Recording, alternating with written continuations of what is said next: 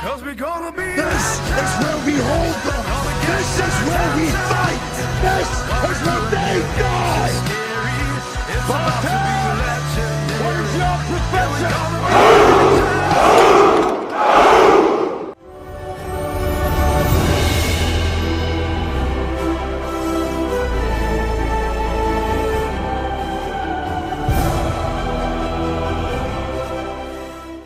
Alright guys, hello! It is me again. We already put up the non-spoiler review for Avengers Endgame. Now we're going to get into the spoilers. And joining me, this is my buddy Uzziah. Say hi. How you doing?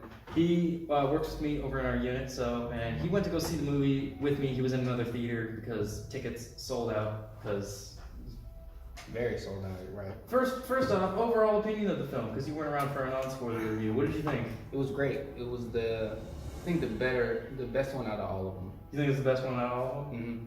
Yeah, I think Winter Soldier still beats it out for number one for me, but I think it's definitely in there. I just loved Winter Soldier. Yeah.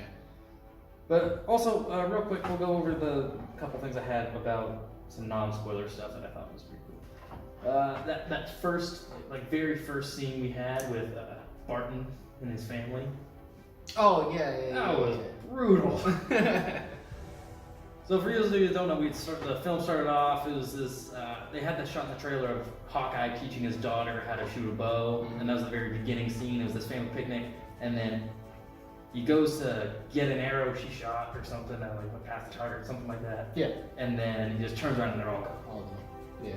And it's just like, it's devastating. Yeah, I was kind of confused at first, but then I realized that it was right after the snap. It was during the snap. Yeah. Because I was like, it's cool, the scene of him and his family. Mm-hmm. We had the ankle. Yeah, the ankle thing from the Ant-Man had ankle the loss. Yeah, and then he was gone. But then after, they panned out and you saw that they were disappeared, it was like, oh, it was a snap report. Yeah. But he just, didn't know. Something that happened in the beginning that I thought was kind of fun and an interesting little thing was that game of football that Iron Man and Nebula were playing. Yeah. I thought that was it felt like an odd thing to throw in there at first, Mm-hmm. but then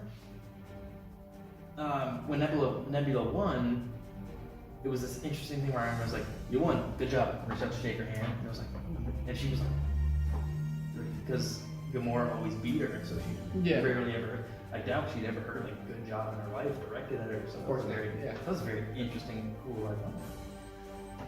Yeah, it was. Yeah. And then they all teamed up because we got Captain Marvel went back and got him. She was very cocky in this film.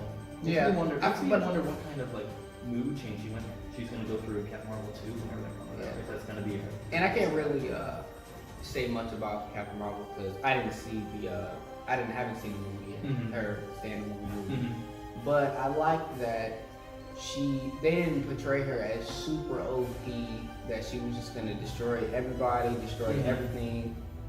And it was very nice that they toned her down, even though she is super powerful, of course. If you read the comics, you know how powerful she is. Mm-hmm. But it was nice that she wasn't just super OP and just destroyed everything, didn't need anybody else's help, and that she was in the movie, but she wasn't very prominent. It was very much about the old Avengers, right? And kind of the whole passing of the torch, right?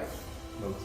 Right. I mean, and when she came back in the end, and she finally got to go toe to toe with Thanos, without any of the Infinity Stones, mind you, he still kind of wiped the floor with her, which is good for maintaining his power level. Yeah, because Thanos is powerful. It's not like he's just a nobody. I mean, he's not Galactus, but he's exactly powerful. Yeah, so it was nice that he stood his ground with Captain Marvel, and she just didn't flick him, and he just was done. Mm-hmm. So that was nice. I just like that they didn't make Captain Marvel, like I said, just super OP. Yeah, but I like that even though she wasn't.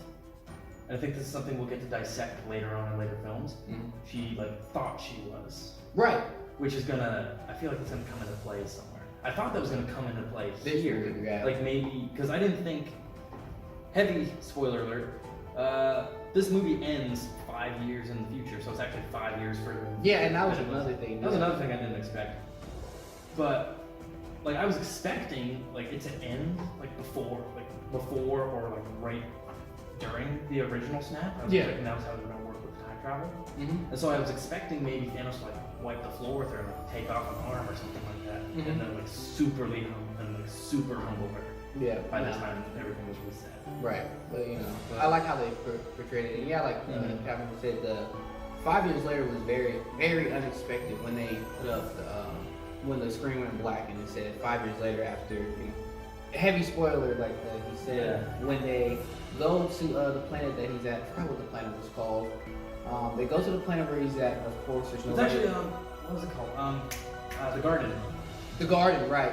Once they go to the garden and Captain Marvel does her, you know, scan of the planet in like 10 seconds or whatever, she comes back. Yeah, it's just him, you know, and you see Thanos is all scarred and you don't know what happened to him. Like it's more so than at the end of Infinity War. Yeah, because you don't know what happened to him, you know. And then you know they all confront him, they all attack him. He's very passive, and he's like, you know, they're gone. You know, that's it. And then they're like, no, they can't be gone. And then, you know, Thor, you know, chops his arm off, and then Thor chops his head off.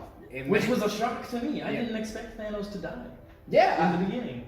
Well, at least not that version of Thanos. No, I did not expect Thanos to go out like that. That version of him, for him to just be taken down like that and just chopped down like he was nothing. Like he was weak. Yeah. He was not. Well, I mean, he was probably he was obviously considerably weaker than he had been at, say, even before he started collecting the Infinity Stones because of his injuries. Because of his injury, yeah. And then he said the snap almost killed him, which, you know. Both of them almost killed him. Yeah, which shows, you know, how powerful, you know, the Infinity Stones are and how they are together. Yeah.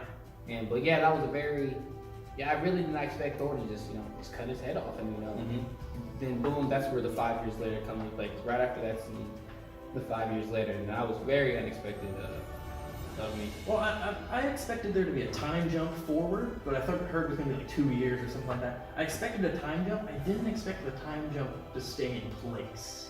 I expected them to bring it back, which is where the shock came in. I kind of like that they didn't though, because that allows for everyone to remember. It keeps the consequence in the universe. Yeah. But this film did very well. This film did a very good job. A lot of comic book films and all films in general don't do very well at following their own preset rules. Right. Like Thanos was like, oh, the Infinity Gauntlet almost killed me, such and such and such, and you have to abide by such and such rules, and the Soul Stone, getting the Soul Stone, and the rules associated with that. If it was like a regular comic book movie, they would have been like, yeah, those rules apply when the villain is doing it, but we'll find a workaround for the heroes, because we don't want the heroes to be.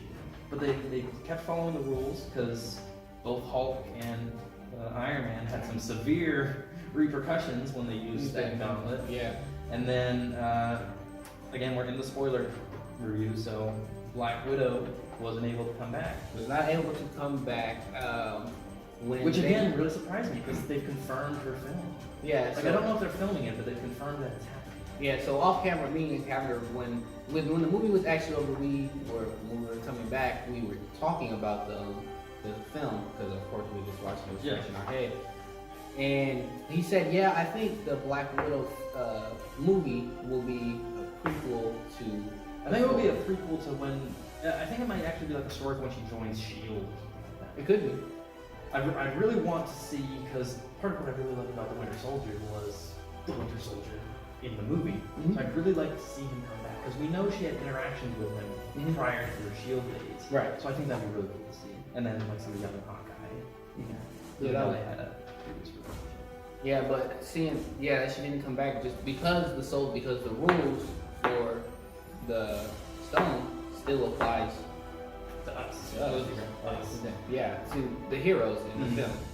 So it was kind of surprising. I thought the scene with Black Widow and Hawkeye when they were of course when they're like, we're thinking the same thing. And then, but they're not on the same page. Because they kept, I was almost concerned for a second that it was going to be one of them was going to try to kill the other one. I was concerned for a split second. And then I was like, no, they're each thinking about sacrificing themselves. Yeah. Which I think, I was talking to this with my dad, Mhm. and I think I was talking about this with my sister, and I was saying that that's so much more an expression of the love. Yeah. I think I might have actually talked to you We about this did. as We well. talked about it. Because regardless of whether or not Thanos thought he loved Gamora or anything like that when he threw up Avengers, he did not love her. You can look at all the history, and there's almost that is not love or anything like that. But you can tell there's actual. It's not romantic love, but there's No. love between Black Widow and Hawkeye. More because of a family type like. yeah, because they're willing to, not even willing, they're like actively trying to kill themselves so that the other So the one other can would, live. yeah, right. Like that is the definition. And what had me kind of scared is when, you know, Hawkeye, he shot his bow, right, and then he's like, and then you just think like, oh, you know, it's him. He's gonna do it. She's not going to, you know, do anything.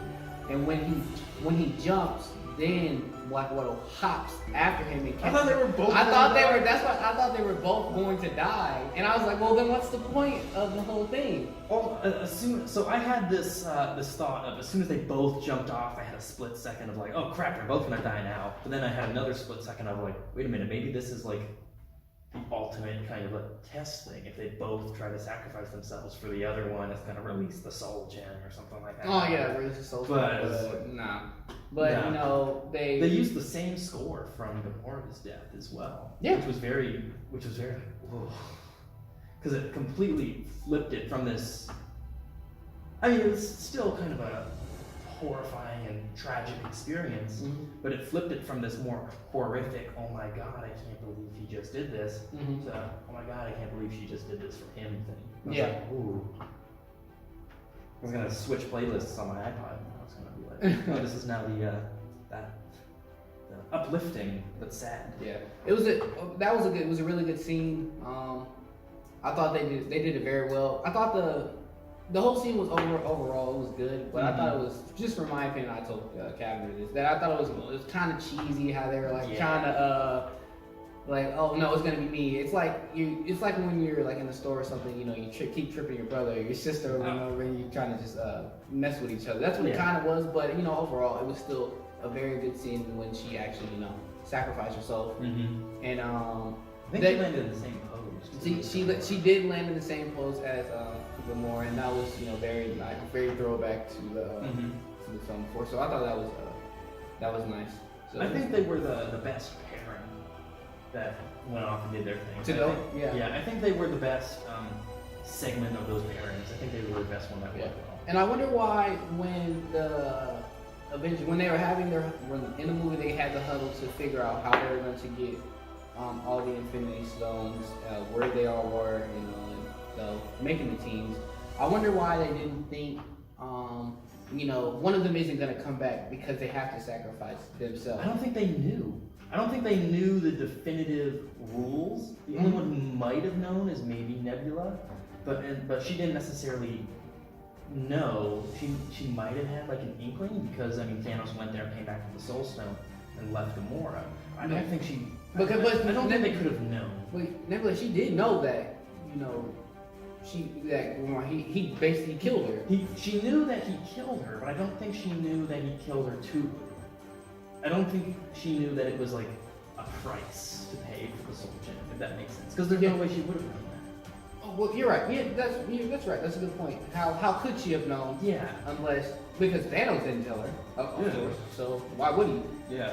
So you know that does make sense. You know, how could they have known unless they had been there? And then you know Rizzo told them that's what, you know, a soul for a soul. Yeah. So I want to talk about a couple of the cameos that popped up real quick. Both actor and director cameos, and then also some character cameos.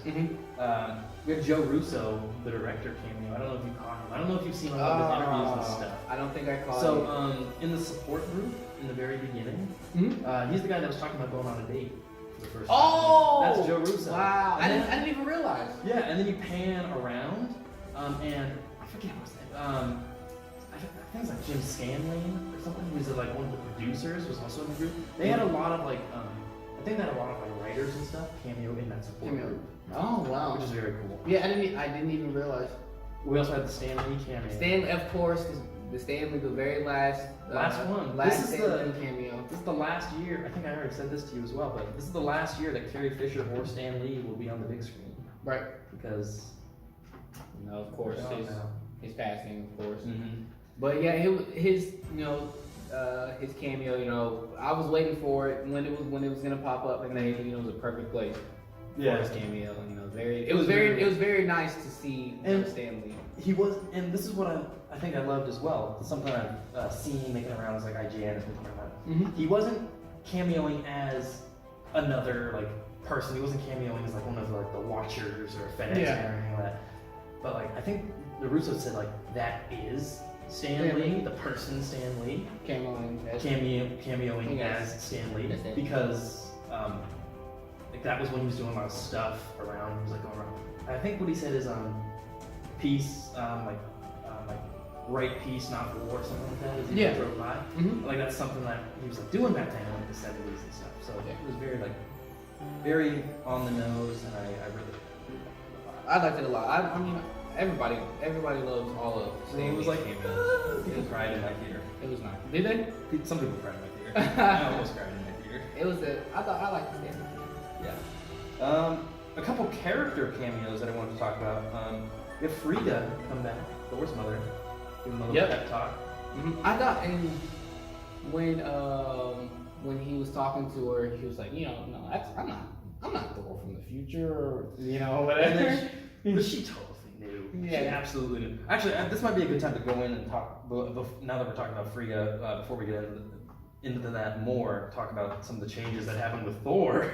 Yeah, Thor. We had New Asgard in Norway, which I was expecting New Asgard. I knew it was. I kind of knew it would be in Norway. I was expecting them to have a little bit more of Asgard in it. It just looked like a regular Norwegian village. Norwegian village, yeah. But so Thor's fat. Thor is fat. That was. He's got a beer belly. He's not fat. He's got a very pronounced beer belly. I remember when I saw it, I was like, wow, that's funny. It was kind of odd, but as the movie progressed on, it was a very funny joke. That it was just a joke every time. In one of the last scenes, you see Thor. They pan in on his gut when he's talking to what's her name? Yeah. No, Valkyrie. Valkyrie. Yeah, when he's talking to Valkyrie. It zooms in on his gut. So I just thought it was a very funny joke. That it was every time you just saw him, it was just funny because he was fat. I don't foresee Thor still having any of that when he rolls back around. No. Kind of spoilers. Thor is now with the Guardians of the Galaxy, which I like. I kind of called that one coming. I'm very excited for that. I foresee maybe Guardians of the Galaxy Volume 3 might open with Thor and his bunk. Yeah, working out. Get rid of it all. Yeah, I'm pretty sure once that movie does come out, he will no longer be fat. You'll see him just like how he was in the other movies. Maybe he'll have his hair back. Yeah.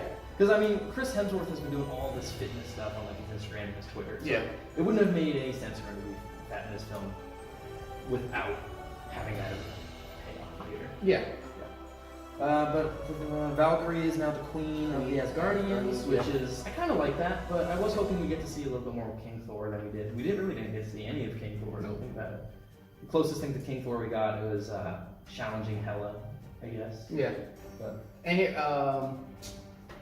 another thing in the movie for the stones, they had to go back in time through the quantum realm to each individual timeline to get the stones, right? Mm-hmm. So me and Cavender, we talked about it. We were talking about Loki.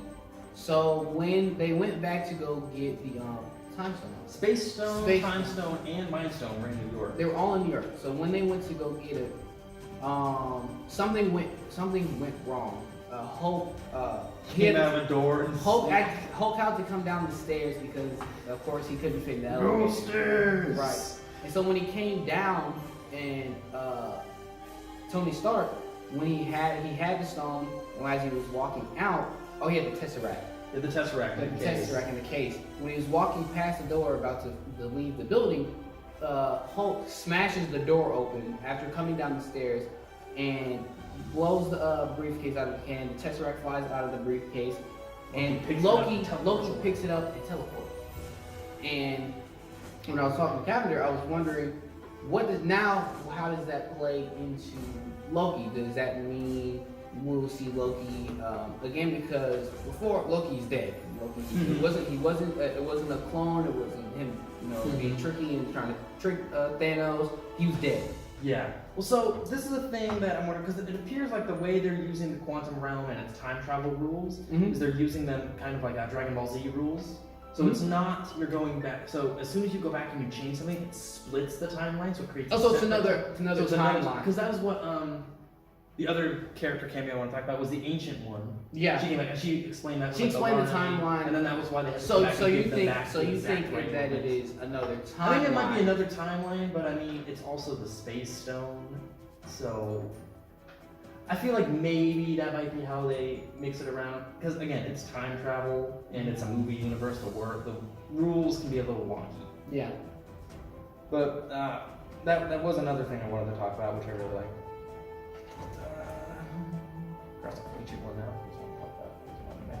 That scene with the Ancient One and the Hulk when she pushes Bruce out of the Hulk. That was it was a nice scene. Yeah.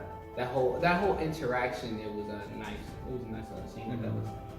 Yep. Part of the New York thing that I loved, there were two big moments in the New York trip that I loved the most. First one was the Cap v Cap fight. Yeah, that was just fun because the previous timeline, Captain America thought that our Cap was Loki, which is kind of a callback to the second Thor film as well. But I just love that because at the very, very end of that, I was like, that is America's ass. Yeah. He walked off. Look, because Iron Man was judging the tightness of the pants, and then Ant-Man was like, "Don't judge that, Mr. Stark. That is America's ass." Yeah. So that was a funny scene. A nice little thing. My other favorite moment in that was when he got in the elevator with Rumlow and Sitwell. And we talked about this. We talked about that as well, because that was a huge callback to Winter Soldier, which is my favorite of the films. I almost thought there was going to be a moment of him standing. I almost thought he was going to say, "Before we do this, does anyone want to get out?" I was hoping for it, but instead, what he did is he threw a huge nod back to the comic books, some of the more recent ones, and was like, "I'll be taking the scepter," and they were like, "No," and they were like getting ready to fight him, and then he was like, "You don't need to call anyone about this. I'll take the scepter." And then they were like, and then he just took the scepter and walked out. It was like, in this movie, when I was talking to Captain, there was a lot of throwbacks to the comics. There was so many. If you read the comics or you're into the comics, when you watch this movie, you will see just the little things. There's so many things along the whole entire movie. In fact, a lot of movie throwbacks. A lot of movie throwbacks and a lot of comic book throwbacks. And if you read it, wow, that's a comic. That's basically straight from the comics. Like, wow, it's straight from the comics. So I really like that because I'm into the comics. I love reading the comics. I love reading all the alternate, timelines. He's more the comic expert. I'm more the movie expert. Yeah, there's so many throwbacks to specifically one that I really enjoyed is when Iron Man, Thor, and who's the last one? Captain America. And Captain America, when they were fighting Thanos before he got when he came through the timeline, through the whole through the timeline, and they were fighting him. It was just those three. And Thanos, is kicking their ass, of course, because it's Thanos. And Iron Man, he charges him, and when he charges him, Thanos, he picks him up. And it looks like he's going to split him in half, which is, if you go read, I don't even know. It wasn't the original Infinity. No, it wasn't the original. It was one of them. It was one at some point. When in the comics, at that point, when Iron Man charges him, when he has him held up, he actually rips him in half. And I was like, there's no way they're actually gonna rip him in half. But they did. Did someone get their back broken in this movie, or was I watching something else for that? No. I think I was watching something else where I was playing Mortal Kombat. In the story, I'll talk about in the story the guy gets his back over their shoulder. That's what I was thinking of. Right. But we also had Professor Hulk, another big comic book. Professor Hulk, that was another one. I thought that was so funny when they actually go see Bruce, and he is Hulk, Professor Hulk. Hulk 24/7, but with Banner's brain. Yeah, and I thought that was really nice because in the comics and in the other, comic book movies, they go into, Professor Hulk, Planet Hulk, and they go into all that. So I thought that was really cool. Yeah. I like Hulk. I like his comics are great. I love his comics. I love Planet Hulk. I love Red Hulk. I love them all. They're all really good. So I thought that was a nice, cameo. I wonder if we'll ever actually get Red Hulk. I don't know. That would be cool. I would love to see. Because we have Thunderbolt Ross as a character, but I just don't know if we'll ever get it. I don't know. It would be nice. I think it would be it'd be great. It'd be cool. Something I wrote down and I circled is because when they were doing all the time travel stuff, they all looked like all of the helmets were Ant-Man helmets. Yeah. So I wrote down, I was like, Ant-Man. Yeah. That was. I don't know. It was just a fun. The suits were cool. The suits were very cool. I liked them a lot. Yeah. They all went, and then some of the pairings were a lot more interesting than weren't what I anticipated. Like we had Rhodey and Nebula went off to Morag together. I wasn't expecting them to be paired. I was expecting it to maybe be like Rocket and Nebula. Yeah, because I feel like together all the time. Yeah, but there was a lot of comedic stuff that was able to be done because Rhodey didn't know the Guardians with that. Because we went through the intro to Guardians of the Galaxy 1 for a little bit. Quill dancing, sliding around, the music's still playing, and then the music cuts out and it's just him dancing because he's just listening on his headphones. Everybody's looking at him and he's like, so he's an idiot. So he's an idiot. Yeah. Yeah. Yeah. And then he just punches him in the face, knocks him out. They go and get the stone. And they go. But then while they're on Morag, the big thing that kicks off the big climax of the film was, for some reason, Nebula's cybernetics triggered. I don't understand why. I didn't really understand why. So, what Captain is talking about is when they're there, right? And the Nebula in the timeline. Evil Nebula and Good Nebula. We'll just call them that. Good Nebula is they get the stone and they're about to leave. And Evil Nebula back in 2014, correct? With old Thanos and still evil Gamora.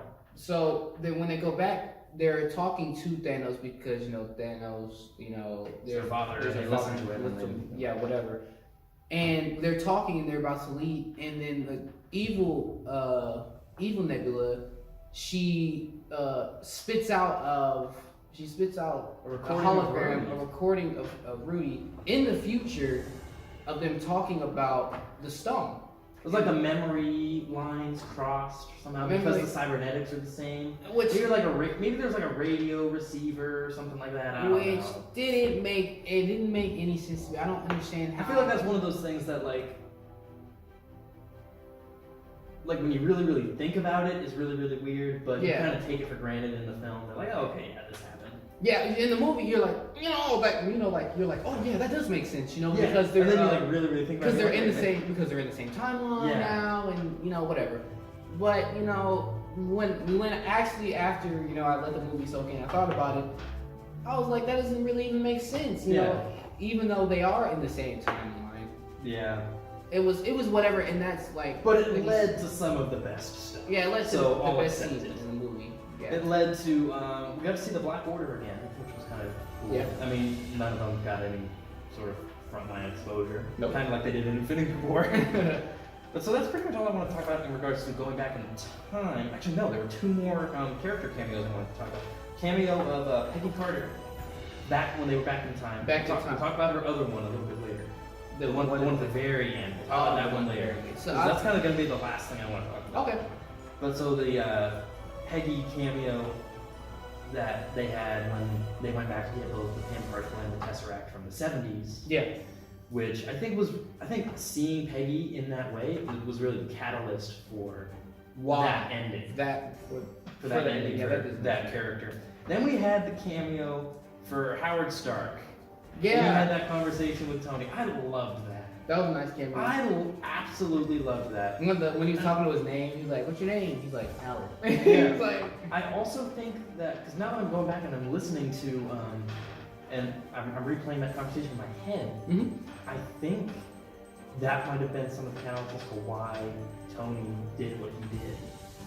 Because Howard specifically said, My kid's not even born yet, and already I would do anything to keep him safe. Right. You know, and that does make sense.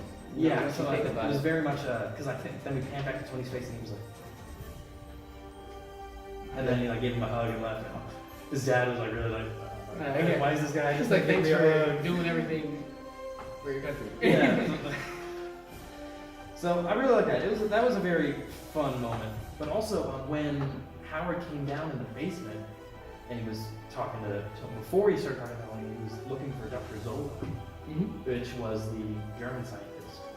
Right. That the Hydra guy. I didn't even catch that. Yeah, because he was like, I'm looking for Dr. Zola. And I was like, hey, I know who that is. He's the guy that in Winter Soldier was down in the basement and he was the computer bank guy. Yeah. On 1,000 feet of data banks. Yeah, I know who he is now. Yeah, once you Yeah. once you say it. But yeah, I didn't even catch that. I was like, how he's looking for somebody, nothing, whatever. Yeah. I let it, I just let it slip past me because it was, his dad and Yeah. Tony. We had the very, very quick Jane Foster cameo when they were on Asgard. And we had some, what kind of like the really emotional conversation between Thor and Frigga. Because he was, I have a feeling he told her everything that happened since she died. Yeah, and it made Loki's it, death. And it made it seem like he did. Of course, he did say that, but I thought that he was gonna tell her that she does die. Well, she made him stop. He was Yeah. going to, but she made him stop. I felt like she knew. Oh, I feel like she knew. I feel like it was. I feel like even in the Dark World, I felt like she knew that what she was doing. But and then while they were on Asgard, we got a very particular thing back, which I love. Thor just standing there. Oh yeah, He's sticking his arm out the window. and then Rocket's like, what are you doing? He's like, Frigga was like, sometimes it takes a while. And then it was like, dunk. He's like, I am still worthy. And then they went back. It was like, yes, because then we got Mjolnir back. Yeah, I didn't even realize that. I forgot that it was gone. Yeah, just because he had Stormbreaker. Yeah. And it was so much more OP. And there were a lot of cool moments that came in where it's having Mjolnir and Stormbreaker back. We got to see Thor dual wielding for a while. We're gonna start getting into the end climax. Big climax. So they gathered the stones. Time travel's done. They build their version of the gauntlet, and Hulk does it and snaps his fingers, restores everyone. Correct. Very nearly kills him, takes him out of the fight pretty much. Yes. It pretty much takes him out of the fight, but everyone's back, and then Right after old period Thanos with evil Gamora and evil Nebula and all of his army. Because evil Gamora, we forgot. Because evil Nebula and because they captured good Nebula. Good Nebula, right? Evil Nebula and good Nebula switch places. She switched places with and I meant Nebula, not Gamora, right there. Yeah. Yeah, they switched places, and that's why Thanos is able to come back, or come forward from his timeline to the current timeline. He brought everything with him too. Yeah, he brought everything, everybody. Yeah, and the only person he didn't bring with him that I'm surprised with, and I think it was probably because Lee Pace is really, really expensive, was Ronan. We didn't see him. Mm-hmm. That's the only thing. That's the only character I didn't really see. I do have a behind-the-scenes thing to say real quick. I felt like maybe the CGI on Thanos on like his face was a little bit wasn't as good as it was in. It was off. It was off a little bit than it was in Infinity War, but they had so much more CGI stuff going on in this one that I feel like it was more justified. I don't even think if you really even most people couldn't really tell. It was a thing I only noticed because I was looking for like nitpicks and stuff. Yeah. Because I could tell. You could tell if you really, when you're looking at him when he was talking. You're like, he doesn't really look the same. He doesn't look as sharp. He's from 2014. We'll go with that. Right. We can use that as an excuse. He didn't look as sharp. Yeah. He still looked really good. He still looked great. What is that actor's name?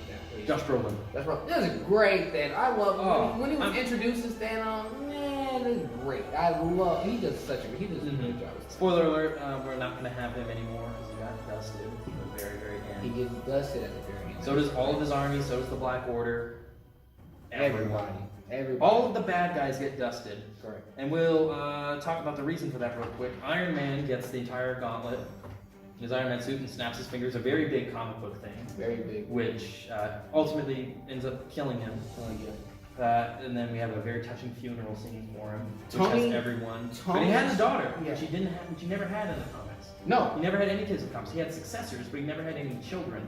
Right. So I wonder where this is going to go. Whether or not we'll end up getting like Ironheart like 10 years in the future. Yeah, or something like that. another Iron Man. Yeah, or whether or not a lot of people are saying they want Shuri to take on the mantle of like Ironheart, but I really want because she's had a lot of stuff going on in Black Panther universe that she needs to be on. So Yeah, but maybe we'll Tony, get Ironheart at some point. Tony Stark, his death and the funeral and everything after that whole scene was the whole entire thing perfect. They did it so perfectly. Mhm. It was so sad. It was extremely sad. You could tell in the theater, like, even if you didn't like Iron Man just because he's not your favorite, you felt some type of way. I was sad. I genuinely felt sad, and you could just tell the atmosphere and how quiet. You could hear a pin cap drop on the ground. That's how silent it was in the theater. Well, and there was also a big reversal of the end of Infinity War with Peter and Tony. Oh, it was reversed. But we also got Pepper in on it because I like that Pepper got to say goodbye to Tony. She got in on the fight. She had her what was the name of her character? What was it, Rescue or something like that? Search and Rescue is the name of her suit. I don't know. It's something like that. I don't know what it is. I don't know what it's called. But they brought her on. But you because knew it was her. But you knew it was her. Oh, yeah, absolutely. But she was she lifted up her face mask. Yeah. At the beginning. But we also knew because they teased it early on in the movie. Mm-hmm. Like your mother never wears anything like that. Yeah, but that scene, and it was when that's when Pepper was talking, because it didn't seem like when Peter was talking to him, it didn't seem like he was very much there. And then because I don't think he said anything to Peter, but once Pepper was talking to him, he was like, "Hey, babe," it was talking to him, and it was really the whole thing was super sad. Even though I knew he was gonna die too. I knew he was gonna die way before the movie came out. I knew he was gonna die. I absolutely knew he would die. Not because of the comics, but because of it made sense. It rounded out his arc. Yes. It made more sense for him. Also, Robert Downey Jr. is now one of the most expensive actors to hire in the world, so it made sense for me to just go say. Which makes me feel bad for knowing it because of that, but I also feel bad. I think there were a couple other really big things I wanted to talk about. We're still going to be in the final battle. They're getting their butts whooped by Thanos. Of course. Thor drops Mjolnir and is getting punched. Stormbreaker is getting forced into his chest, and then he sees Mjolnir get picked off the ground. Whack! In like a similar moment to the way it was done in Age of Ultron with Vision. Vision didn't come back. I was kind of surprised by that. Yeah, we didn't even talk about it. I didn't understand why. I was confused why he didn't come Because back. they had to put the stones back. So they couldn't use him to build Vision. They couldn't use the real Vision. You're right. Yeah. But Captain Frickin' America picked up the frickin' hammer. Picks up the hammer, and if you were in the theater, if you have gone to see that film already, which I hope you have, if you're watching a spoiler review, because you shouldn't be watching a spoiler review if you haven't seen the film yet. Go see the movie before you watch these. But it's such a huge nod to the comics. Yeah, and it's a nod back to Age of Ultron as well, to the competition of he moved the hammer just a tiny bit. My sister and I have discussed this. We think that he was already gonna be able to move the hammer, but he didn't want to because he didn't want to embarrass Thor, and that's just the kind of guy that Steve Rogers is. Yeah. Because there's no you're almost worthy, so you can move the hammer a little bit. There's none of that. It's you are worthy or you aren't. Yeah. But he picked up the frickin' hammer and then continued to beat the ever-living shit out of Thanos. Yeah. For 10 minutes. It was a very nice, of course, if you read the comics you knew, but it was super, and it was nice to see it. They portrayed it perfectly. It was great. I was like, this is nice fighting scene right here. Yeah. It was super nice. It was better than the fight scene between Iron Man and Thanos in Infinity War. Yeah, definitely. Oh, absolutely. Well, then he shattered his shield. Yeah. Which was cool. Because that moment when he first swung the thing down, stuck in the shield for a second. I thought maybe the CGI was glitchy because the sword blade was in the shield. I thought maybe it was just something they missed. But then I was like, oh no, he's actually breaking the freaking shield. Yeah. Which is a thing that's happened before. Yeah, and that was That was another shield. That was. No, that was the shield because it was the vibranium shield. But the shield that we see again in the end is when they brought it from. You brought from the future, right? But where's it going with this? What's it called? What was it? With him breaking the shield. Then he broke, and then he like kicks him back, and like Steve is getting ready. I thought for a second Iron Man was gonna pick up the hammer because when Thor dropped the hammer, it landed on the ground in a very specific shot. Mm-hmm. And then when Steve dropped the hammer, it landed on the ground again in a very similar shot. Mm-hmm. So I thought they were gonna do kind of thing where it was gonna be like each of them were able to pick it up. Yeah. Which I thought, which would have been cool, but I don't know. Has Iron Man ever done this? Actually, there's a few people that have picked it up. I can't remember if I don't think. I know Red Hulk's picked it up once. Yeah, which was weird. I don't think Iron Man picks it up. Okay, I didn't know if he had or not. I don't quote me on that. Oh. I'm not sure. Maybe he has. If he has, let us know. Yeah, if he has, let us know. But I could look at it right after this, of course. But right now, I'm not too sure if he actually. Yeah. But and then the moment that I absolutely loved, because like the music pans out, Thanos is standing over here, and with his full arm. He's like, he has his full arm. He's like, I will burn this world with cinder. And then Thor is like on the ground bleeding. Iron Man is like on the ground over there bleeding. Steve is on one knee. His shield is shattered. It's like right when he cinches up his shield, which is shattered at this point. And then we just hear in the radio, Cap. Yeah. You're there. And that was. And then you hear on your left. And then the portal's open. The strange portal opens up. And then Doctor Strange comes out. Well, it was Black Panther. Black Panther, Shuri, and Okoye came out of the one. And then Falcon flew out from behind him, and then like 80 of them opened, and like all of the sorcerers came out, all of the Wakandans came out. Everybody. Literally, all of the good guys from any point in the MCU appeared in this scene. Literally, we had all like the Asgardian warriors were there. We had Wakandans in the back. Yibombe! Right. And it was just like It was a nice scene. It was a nice scene how they brought them back, and they just, It led into the biggest payoff, I think, in the MCU when they had everyone there, because Steve called Mjolnir back to his hand, held it in his hand, and was like, Avengers! And like gritting through his teeth, went, assemble. Yeah, and the theater erupted in cheers. And then what I thought was gonna happen, me and Kevin, we thought two things were gonna happen. When the two armies, when they were coming together, I thought what was gonna happen is right before the Avengers and Thanos' army were about to collide and start fighting, I thought that whoever had the gauntlet was gonna snap their fingers, and that was that. And then everything just went back to normal. Yeah. But it didn't happen. It didn't happen that way. One of the things, I had a couple different things on my head, but for a second I thought what they were going to do, because the way the music was swelling, it was the same score as when Thor arrived in Wakanda, when they were charging each other.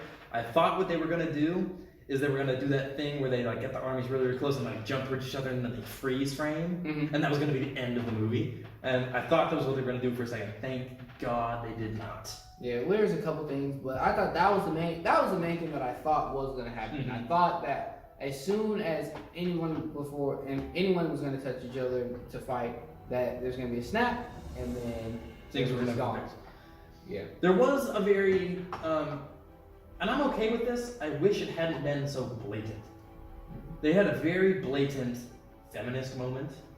When yeah, I do remember. I thought it was a nice scene. It was a very nice scene. I wish it hadn't been so blatant. Like it was very blatant. It was very blatant. Like literally, it was like all the female heroes suddenly were looking down at Spider-Man, and Captain Marvel just like takes the gauntlet from him and starts flying, and they're all just like kicking. It was very, very cool, but it was very blatant. Very in your face. Yes. Like you knew that's what they were intending. Exactly. I kind of wish, because you can do that without it being in your face.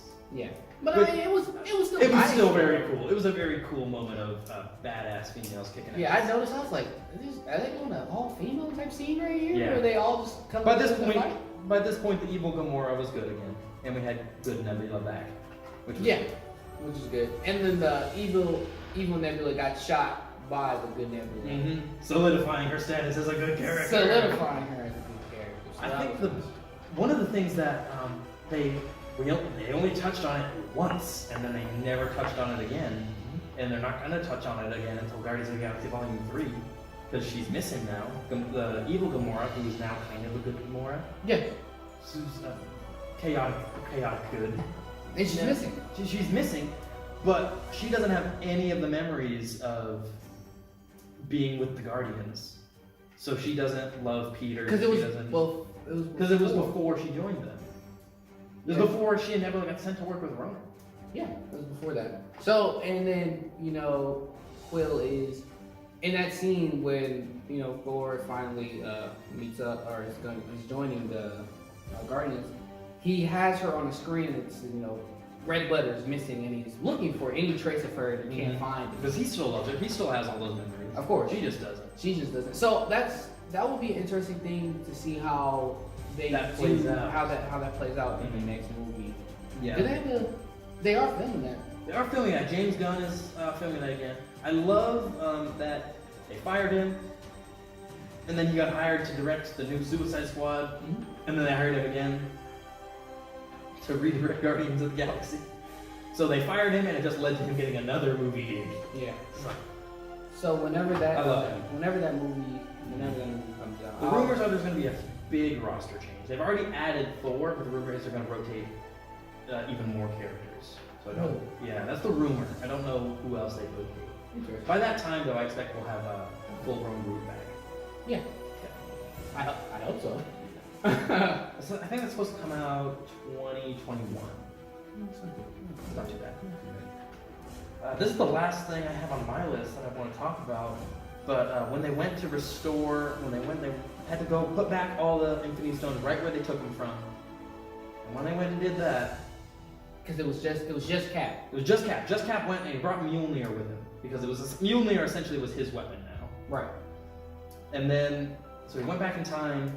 And then they're waiting for him to come back, and then he didn't come back. And they're like, "What happened? Where'd he go? Where'd he go?" And he's turned, and there's this old man sitting on a bench, and Falcon and Bucky are looking at him. And Bucky looked at him and said, "I'll let you take this one." And then Falcon went up to him, and it was old Cap, who we've seen in the comics as well, old Captain America, which is very cool to see on screen. Yeah. And that made me cry because he went back in time and he lived the life and he said that Falcon asked him, I see that you stayed, and he was like, yeah, I remember Tony telling me to get some of that life, and that was nice. Thought I'd try it, and it was very nice. And I'm pretty sure a couple people in the theater were like, oh, he's gonna go back, he's gonna stay. He's going to stay once he goes through the quantum realm. That he was going to stay. I think now, when he came back to get the shield, I think he's back now. And I think he stayed until Peggy died, because I think she still died at the same time, which would have been around Civil War time.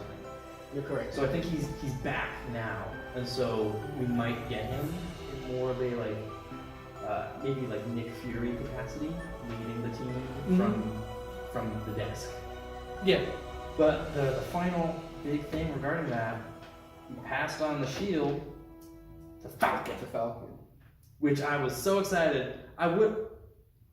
Both Falcon and Bucky deserved the shield, but I wanted Falcon to get it so much more. And we had talked about that as well. Yeah. Because Winter Soldier, Bucky already seems like he's leading towards White Wolf. Yeah. And I felt like Falcon earned the Captain America shield. Yeah, I feel like that. I feel like he deserved it. The very last scene of that movie, though, made me cry. Because it was that scene where,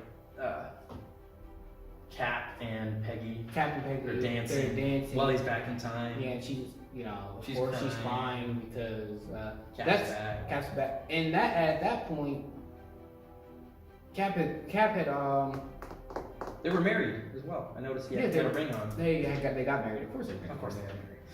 At that point, when in the 70s, when he went back, he was still frozen. Yeah, he was still under the ice. They didn't find him under the ice until like right before the first Avengers film. Yeah.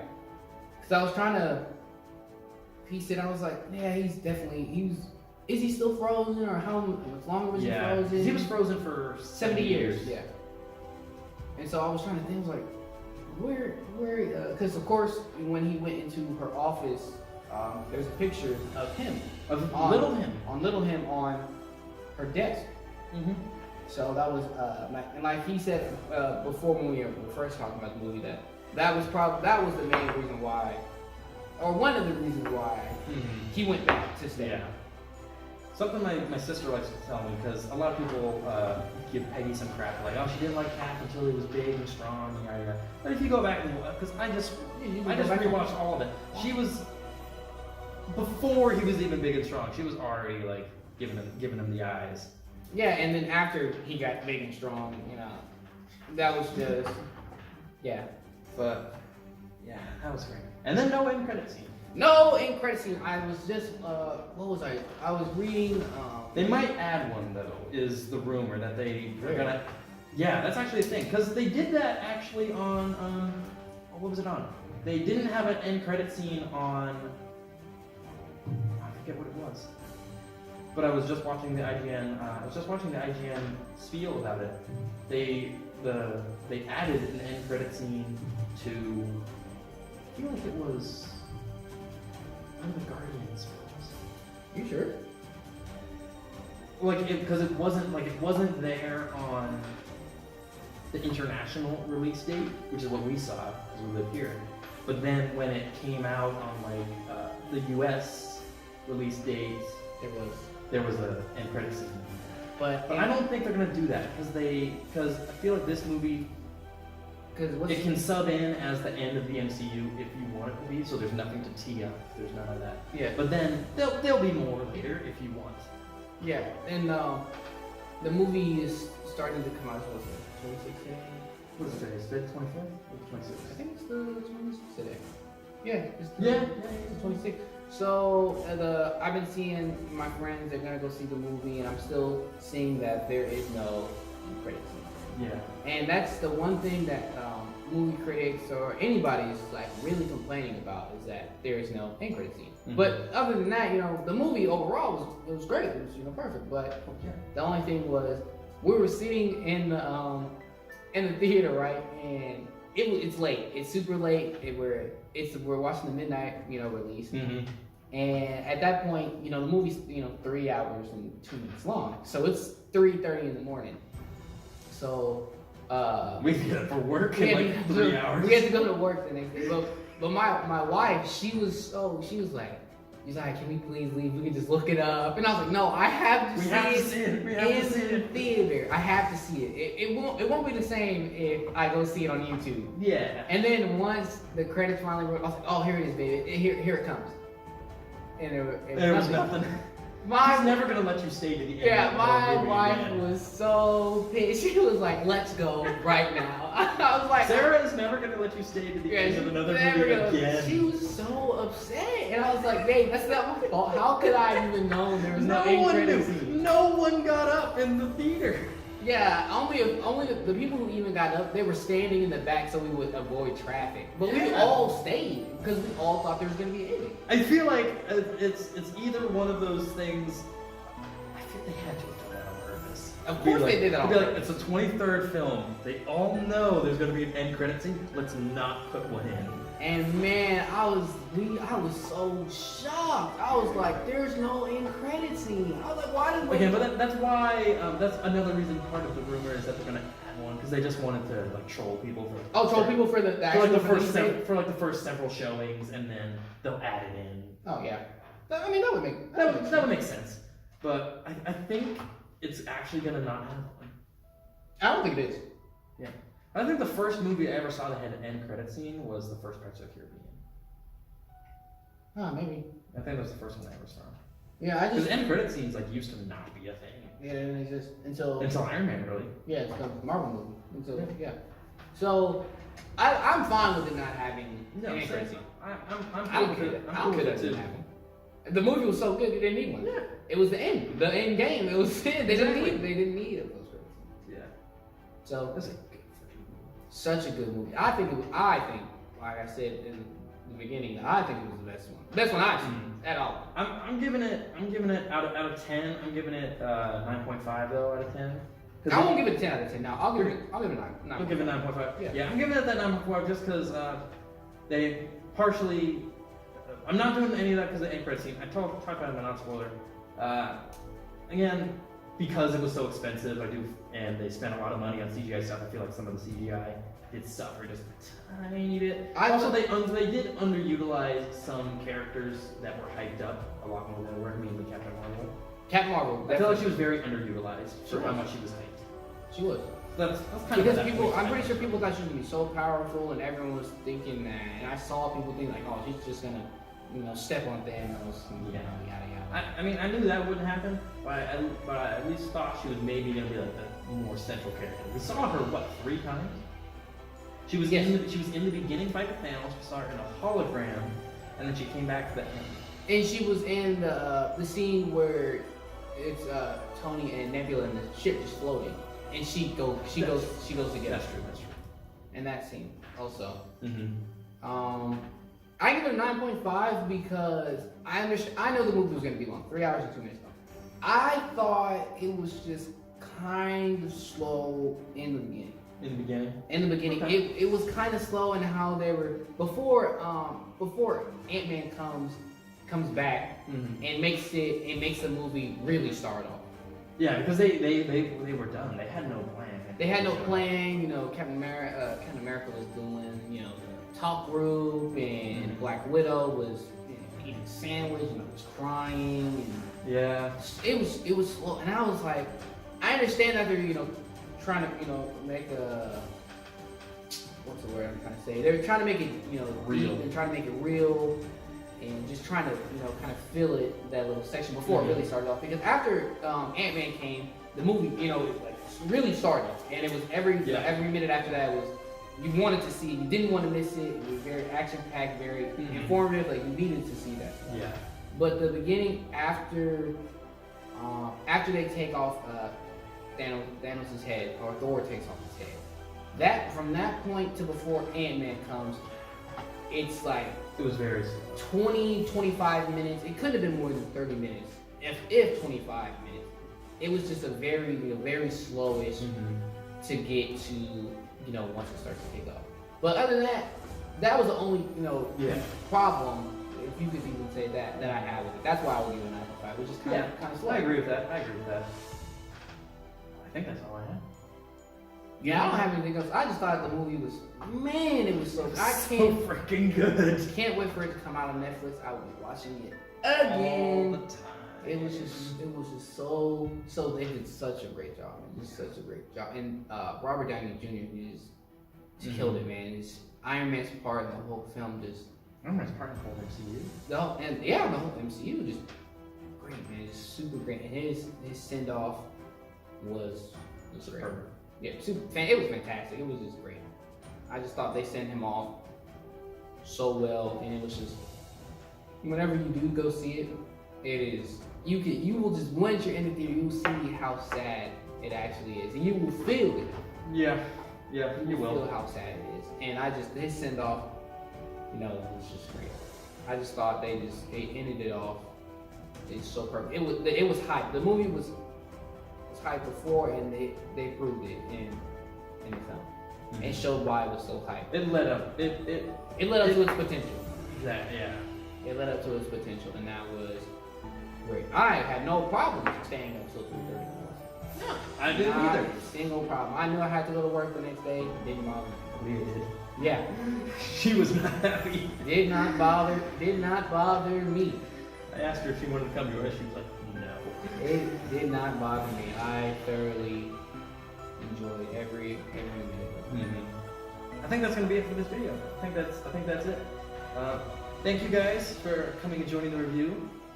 This is Uzziah. Hopefully we'll get him back at some point. Maybe he'll pop back around for when we have Star Wars. Spider-Man Homecoming. I will definitely for Spider-Man Homecoming. I cannot wait for that movie because you're not gonna be here for Star Wars. Damn it, you're leaving. Yeah, you're PCSing before then. I'll be gone for that one, so you won't see me for that review. Is what, August? Yeah. All right, so we got a couple more stuff that can come out before then. Yeah, We'll but get to Spider-Man definitely. Well, me and Kavner will go see it. We'll get a few more people. We're gonna try to fill up this table. We got like 8 seats on this table. We can fill up. We'll try to get the full. Yeah. Spartan We didn't have round that many people. Nah. Come with us. It was just No. very few All of the us. tickets were sold out. And all the tickets were sold out. But yeah, for Spider-Man, of course, I'll definitely, me and Kavner will go. Well, we'll be in the same theater this time. Hopefully, we'll be in the same theater. And he'll be taking his notes while he's watching the movie, and I'll just be watching the movie because I love how the Spider-Man movies. I've loved every single Spider-Man movie. Actually, everyone that's done Spider-Man. Yeah. I love the only one that I've had that was a little bit iffy was the original Spider-Man 3. Everybody has a problem with Spider-Man 3, but that's not what we're talking about right now. Everyone has a problem with that movie. Yep. But anyway, that's gonna be the end of this video. I hope you guys enjoyed it. I hope you guys enjoyed us with one of our hopefully now recurring guest stars. Yeah, of course. And we're both gonna see you guys hopefully around the next time we get a Spartan Roundtable. Next time. And all you guys, stay Spartan strong.